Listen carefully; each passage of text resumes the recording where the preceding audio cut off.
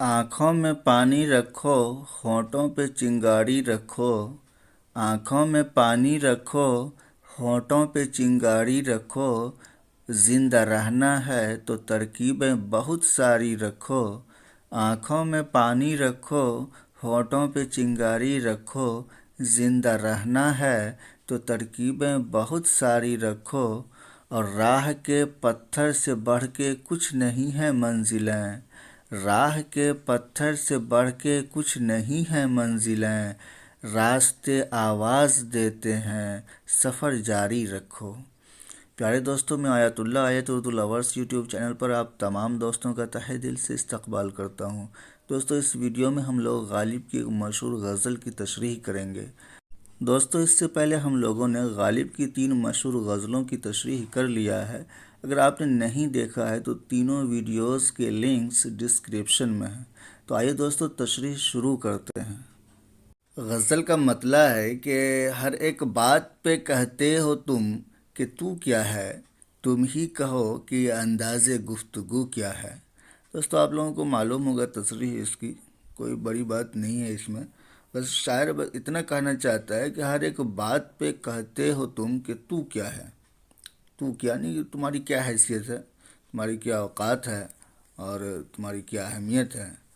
तो शायर कहता है महबूब से कि तुम तो मेरे हर बात पे कहते हो कि तू क्या है, तुम्हारी क्या हैसियत है, तुम्हारी क्या कद्र है। और तुम ही कहो कि ये अंदाज़ गुफ्तगू क्या है, और तुम ही बताओ कि क्या यही महज़्ज़ब तरीक़ा है गुफ्तगू करने का, क्या यही अंदाज़ गुफ्तगू है। तो बस इतनी सी बात थी इसमें। अब इस शेर को देखते हैं दोस्तों। शेर नंबर 2 में कि शायर कहता है कि न शोला में ये करिश्मा न बर्क़ में ये अदा। न शोला में ये करिश्मा न बर्क़ में ये अदा। कोई बताओ कि वो शौक़ तुंद खू क्या है। तो शोला तो जानते हैं, आग से शोला होता है, और करिश्मा तो करिश्मा ही है, बर्क़ बिजली को कहते हैं। और बताओ कि वो शौक़ तुंदखू क्या है। शौक़ तुंदखू, शौक़ तो शौक़ के ही मतलब में इस्तेमाल हुआ है। तुंदखू कहते हैं बहुत ज़्यादा गुस्सा करने वाला, बदमिजाज कह लीजिए। तो ऐसे शख्स को तुंदखू कहते हैं। तो इसमें क्या बात निकल के सामने आई। शायर कहना चाहता है कि न शोला में ये करिश्मा, यानी कि शोला में, आग के शोला में भी ऐसा करिश्मा नहीं है, और बर्क़ में भी ये अदा नहीं है। कौन सी अदा? जो कि उनके महबूब में है। कोई बताओ कि वो शौक़ तुंद खू क्या है।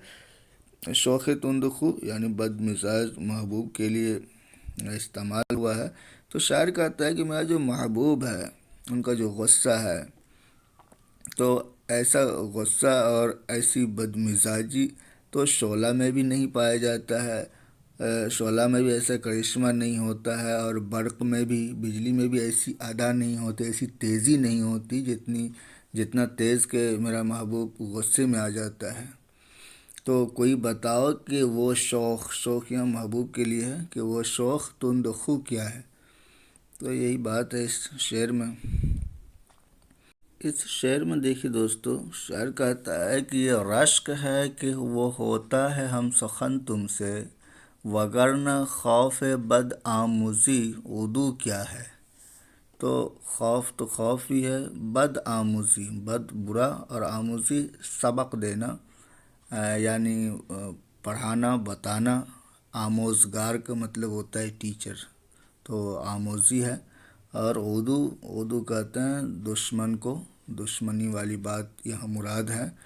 कि शायर कहता है कि अगर रकीब तुमसे मिलता है, तो रकीब तुमसे जो मिलता है, तुमसे हम सुखन होता है ना, हम सुखन होता है, तुमसे बात करता है, कलाम करता है, तो ये रश्क है कि वो होता है हम सुखन तुमसे। तो मुझे रश्क है।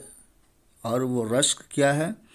वो रश्क ये है कि वो तुमसे हम सुखन होता ही क्यों है, वो तुमसे बात करता ही क्यों है। मुझे इस बात का डर नहीं है कि वो तुमको मेरे ख़िलाफ़ भड़का देगा। वगरना खौफ बद आमुज़ी उदू क्या है, यानी कि मुझे इस बात का कोई खौफ नहीं है कि रकीब तुमको मेरे ख़िलाफ़ भड़काएगा, میری برائیاں تم سے کہے گا، اس بات کا مجھے کوئی خوف نہیں۔ خوف تو صرف اتنا ہے، رشک صرف اتنا سا ہوتا ہے کہ میرے محبوب سے کوئی بات ہی کیوں کرے، ہم سخن ہی کیوں کرے۔ اب اس شعر میں دیکھیے دوستو کہ چپک رہا ہے بدن پہ لہو سے پیراہن، ہمارے جیب کو اب حاجت رفو کیا ہے۔ تو چپک رہا ہے بدن سے لہو سے، چپک رہا ہے بدن پر لہو سے پیراہن، پیراہن کپڑا بولتے ہیں کپڑے کو، اور ہمارے جیب کو اب حاجت رفو کیا ہے۔ حاجت رفو یعنی کہ سلنے کی حاجت، ضرورت۔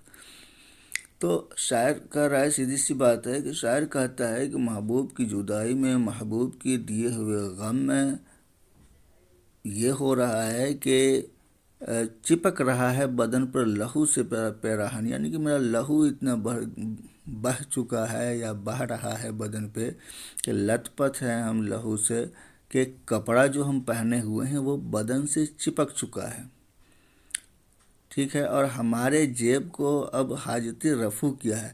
تو اب یہ ہے کہ اب کیا اس کو رفو کروں، کیونکہ اگر میری کنڈیشن اچھی ہوتی، میرے بدن پہ زخم نہیں ہوتا، یا پھر زخم سے اتنا لہو نہیں نکلا ہوتا، اتنا خون نہیں نکلا ہوتا کہ میرا کپڑا جو ہم پہنے ہوئے ہیں وہ پوری طرح سے تر نہیں ہوتا، تو پھر ہم ایسا سوچ سکتے تھے کہ ہمارا جو پیرہن ہے، جو کپڑا ہے، اگر وہ کہیں سے پھٹا ہوا ہے تو ہم اس کو رفو کریں، لیکن اب تو رفو کرنے کی ضرورت ہی نہیں ہے۔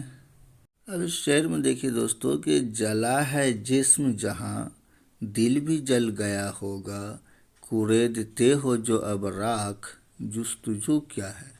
شاعر کہتا ہے کہ جب میرا جسم ہی جل گیا ہے، جب جسم ہی جل گیا ہے تو جسم میں دل ایک نازک چیز ہے، ایک نرم چیز ہے، تو دل بھی جل گیا ہوگا۔ جلا ہے جسم جہاں، جلا ہے جسم جہاں دل بھی جل گیا ہوگا، جب میرا جسم جل گیا ہے تو میرا دل بھی جل گیا ہوگا، کیونکہ دل تو زیادہ نازک ہے جسم سے۔ کوریدتے ہو جو اب راکھ جستجو کیا ہے، یعنی شاعر کہتا ہے کہ اپنے محبوب کے بارے میں بول رہا ہے کہ محبوب کی جدائی میں، محبوب سے دوری میں، اور محبوب سے جو ہم دور ہیں، یا محبوب کا جو دیا ہوا غم ہے، اس سے کیا ہو رہا ہے کہ میرا جسم جل چکا ہے تو دل بھی جل گیا ہوگا۔ تو اب تم اس دل، جلے ہوئے دل کی بات کر رہے ہو، میری بے چینی، میرے دکھ درد کی بات کر رہے ہو کہ کیسے تمہارا جسم جلا، کیسے تمہارا دل جلا، یا پھر کس طرح کی پریشانیاں ہوئی محبوب کی جدائی میں، تو یہ اب راکھ کو کیا کورید رہے ہو، کیا مطلب بنتا ہے تمہارا اس سے، اور کیا جستجو ہے تمہارا اس سے۔ تو اسی بات کو شاعر نے کہا ہے کہ جلا ہے جسم جہاں دل بھی جل گیا ہوگا، کوریدتے ہو جو اب راکھ تو جستجو کیا ہے۔ ٹھیک ہے دوستو، اب آتے ہیں اس شعر میں، یہ بہت مشہور شعر ہے کہ رگوں میں دوڑتے پھرنے کے ہم نہیں قائل، جب آنکھ ہی سے نے ٹپکا تو پھر لہو کیا ہے۔ تو شاعر کہتا ہے کہ وہ خون جو کہ ہمارے رگوں میں دوڑتا ہے، تو اس خون کی اہمیت ہمارے نظر میں اتنی زیادہ نہیں ہے، اس کی قیمت اتنی زیادہ نہیں ہے جتنی کہ آنکھوں سے ٹپکنے والا خون۔ تو آنکھوں سے ٹپکنے والے خون سے مراد یہ ہے کہ جب ہمارا دکھ درد بہت ایکسٹریم پوائنٹ پہ پہنچ جاتا ہے تو ہم روتے ہیں، آنسو بہتے ہیں ہمارے، تو وہ جو آنسو ہے اس کو لہو کہا گیا ہے، اور جانتے بھی ہوں گے آپ کہ خون کا آنسو رونے لگے، یعنی کہ بہت زیادہ تکلیف میں رو رہا ہے۔ تو جب آنکھ ہی سے نے ٹپکا تو پھر لہو کیا ہے، تو وہ لہو جو کہ آنکھوں سے ٹپکتا ہے آنسو کی شکل میں، بہت زیادہ دکھ تکلیف برداشت کرنے کے بعد، تو اس لہو کی اہمیت شاعر کی نظر میں بہت زیادہ ہے اس لہو کے بنسبت جو کہ رگوں میں دوڑتا ہے۔ تو اسی بات کو شاعر کہتا ہے کہ رگوں میں دوڑتے پھرنے کے ہم نہیں قائل، جب آنکھ ہی سے نہ ٹپکا تو پھر لہو کیا۔ یعنی شاعر کہتا ہے کہ اصل لہو تو وہ ہے جو کہ محبوب کی جدائی میں اور کسی طرح کے غم میں، پریشانی میں، جب بہت زیادہ پریشان ہو کے انسان روتا ہے تو وہ جو آنسو بہتے ہیں، آنسو ٹپکتے ہیں، تو وہ آنسو کی اہمیت رگوں میں دوڑتے پھرنے والے لہو سے کہیں زیادہ ہے اور بہت زیادہ ہے۔ اسی بات کو شاعر اس میں بیان کیا ہے۔ اور اس شعر کو دیکھیں دوستو کہ وہ چیز جس کے لیے ہم کو ہو بہشت عزیز، سوائے بادئے گلفام مشک بو کیا ہے۔ کہ شاعر کہتا ہے کہ وہ چیز جس کے لیے ہم کو بہشت عزیز، بہشت تو جانتے ہوں گے آپ لوگ، جنت، تو شاعر کہتا ہے کہ جنت جو ہمیں عزیز ہے یا ہوگی عزیز، تو صرف ان چیزوں سے، جس کا ذکر انہوں نے دوسرے مصرے میں کیا ہے کہ وہ چیز جس کے لیے ہم کو ہو بہشت عزیز، اور کون سی وہ عزیز چیزیں ہیں کہ سوائے بادئے گلفام مشک بو۔ یہاں سے یہاں تک دیکھیے کہ بادہ شراب کو کہتے ہیں، جانتے ہیں، گل فام، گل کہتے ہیں پھول کو، اور فام کہتے ہیں رنگ کو۔ گل فام یعنی گل کے جیسا، پھول کے جیسا رنگ۔ مشک کہتے ہیں خوشبو کو، مشک بو یعنی خوشبو کی مہک۔ تو اب شاعر کہہ رہا ہے کہ میں جو جنت میں جانا چاہتا ہوں، یا جنت ہمیں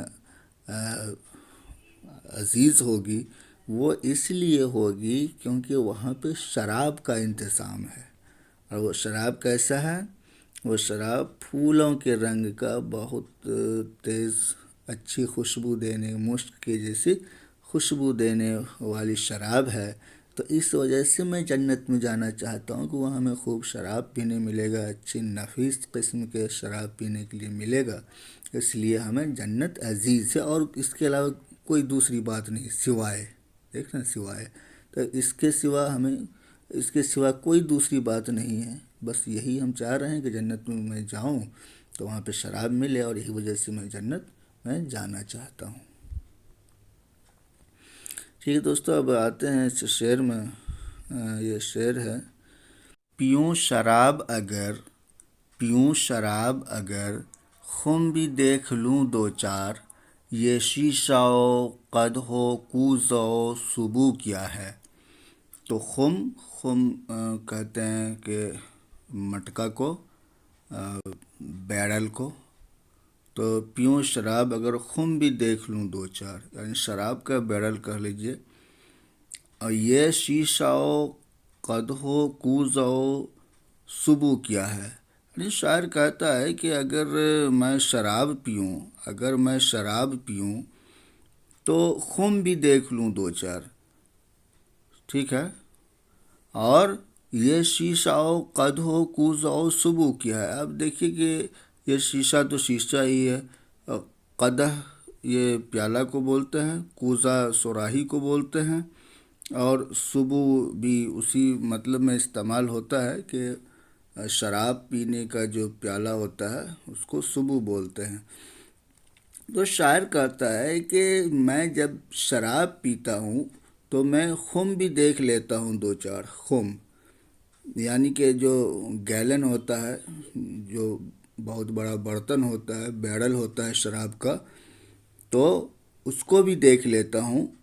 اور یہ سب میں پینے کے میں قائل نہیں ہوں کہ میں ناپ کے پیگ بنا کے پیوں، کہ پیگ بنا کے پی رہا ہوں سبو میں، شیشہ میں، کوزہ میں، یہ سب چیزوں سے میں شراب نہیں پیتا ہوں۔ میں تو ایسا ہوں کہ جب میں شراب پیتا ہوں تو خم بھی دیکھ لیتا ہوں دو چار، کہ جو بڑا برتن ہے، خم ہے، جو کہ بیرل ہوتا ہے شراب کا، تو وہ بھی دیکھ لیتا ہوں اور اسی میں سے پیتا ہوں، یہ پیگ بنا کے نہیں پیتا ہوں۔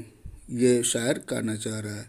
اور شاعر جو یہ ہیں غالب صاحب، تو ان کو شراب پینے پر ذرا بھی کوئی شرمندگی نہیں ہے، یہ جا بجا اپنے اشعار میں بڑا فخریہ بولتے ہیں کہ میں شراب پیتا ہوں اور مزے سے پیتا ہوں۔ ابھی آپ نے دیکھا اوپر والے شعر میں کیا کہا یہاں پہ کہ بھائی ہم جنت میں بھی اسی لیے جانا چاہتے ہیں تاکہ وہاں پہ خوب مزے سے ہمیں شراب پینے ملے گا۔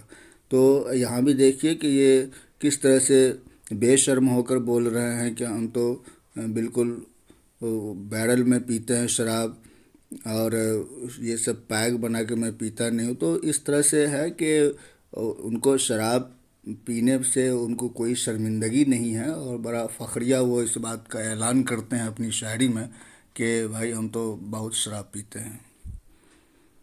تو اب دیکھیے دوستو اس شعر میں کہ رہی نہ طاقت گفتار اور اگر ہو بھی تو کس امید پہ کہیے کہ آرزو کیا ہے۔ یعنی شاعر یہاں پہ محبوب سے مخاطب ہے اور محبوب کی بے رخی کا ذکر کر رہا ہے کہ رہی نہ طاقت گفتار، ہمیں بولنے کی طاقت نہیں رہی، اور آگے کہہ رہا ہے کہ اگر ہوتی بھی، ویسے تو مجھے بولنے کی طاقت نہیں رہی، اور اگر بولنے کی طاقت ہوتی بھی تو ہمیں کوئی امید نہیں ہوتی، تو کس امید پہ کہیے کہ آرزو کیا ہے۔ یعنی شاعر کہہ رہا ہے کہ محبوب سے جب بھی میں نے اپنے دل کا حال سنانا چاہا، اور محبوب کی جدائی میں جو میرے دل پہ گزری، جس پریشانی کا ہم نے سامنا کیا، جس تکالیف سے دوچار ہوا، جب بھی میں اپنا درد دل سنانا چاہتا ہوں محبوب کو، تو محبوب نہیں سنتا ہے، محبوب کوئی توجہ نہیں دیتا ہے، اور یہ کنڈیشن اتنی زیادہ ہو گئی، ایسا اتنا زیادہ ہوا کہ میں بولنا ہی بند کر دیا اور میری طاقت گفتار ہی ختم ہو گئی۔ اور اگر طاقت گفتار ختم نہیں ہوتی، ہم بول بھی پاتے تب بھی کچھ حاصل نہیں ہوتا نا، تو کس امید پہ کہیے کہ آرزو کیا۔ تو یہ امید ہی نہیں تھی کہ محبوب سنتا، تو کوئی آرزو بھی نہیں رہتی۔ اگر طاقت گفتار ہوتی بھی تب بھی بولنا بے مقصد ہی ہوتا، بے معنی ہی ہوتا، کچھ حاصل ہی نہیں ہوتی، کیونکہ محبوب سنتا ہی نہیں۔ تو اس شعر میں شاعر یہ کہنا چاہ رہا ہے۔ اب یہ مقطع کا شعر ہے، اور شاعر کہتا ہے کہ ہوا ہے شہ کا مصاحب پھرے ہے اتراتا، وگرنہ شہر میں غالب کی آبرو کیا ہے۔ تو یہ سامنے کا شعر ہے، اس شاعر کہتا ہے کہ شہ کا یعنی بادشاہ کا مصاحب ہے، یعنی کہ درباری شاعر ہے، شہ کا مصاحب ہے، تو اس لیے جو ہے اتراتا پھر رہا ہے، اس لیے اتراتا پھر رہا ہے، اور اس وگرنہ یعنی وگرنہ سے مراد ورنہ شہر میں غالب کی آبرو کیا ہے۔ غالب کی کوئی آبرو نہیں، کوئی عزت نہیں ہے۔ غالب کی عزت اور آبرو صرف اس لیے ہے کیونکہ وہ شہ کا مصاحب ہے، شہ کا مصاحب ہے، دربار میں شاعری کرتا ہے بادشاہ کے دربار میں، اس لیے وہ اتراتا پھر رہا ہے۔ تو یہ غزل تھی دوستو، اس میں جو بھی اشعار ہیں، چونکہ ایک بار سن لینے سے یہ ہوتا ہے کہ ایگزام میں اگر کوئی شعر آ گیا تو آپ کو فوراً مائنڈ میں کچھ کلک ہو جائے گا وہاں پہ تشریح، تو آپ 5-7 لائن تشریح اپنی زبان میں لکھ لیں گے، اور اپنی زبان میں جو آپ تشریح کریں گے اسی پر زیادہ مارکس آئے گا۔ اگر آپ کے ذہن میں ہے کہ کہیں کسی نوٹس یا بک سے ہم اتار دیں گے تو اچھا مارکس آئے گا، ایسا قطعی نہیں ہوگا۔ اگر آپ اپنی زبان میں لکھیں گے تو وہ ایگزامنر کو لگے گا کہ انہوں نے خود سے لکھا ہے، تو وہ کوئی بھی ایگزامنر رہے گا، کوئی بھی کاپی چیک کرے گا، کوئی بھی کتنا بھی سینئر پروفیسر ہو جائے، تو وہ آپ کے اپنی زبان میں لکھے ہوئے تشریح پر ہی زیادہ نمبر دے گا۔ تو ٹھیک ہے دوستو، ملتے ہیں نیکسٹ ویڈیو میں کسی نئی غزل کے ساتھ۔ اپنا خیال رکھیں اور خوش رہیں۔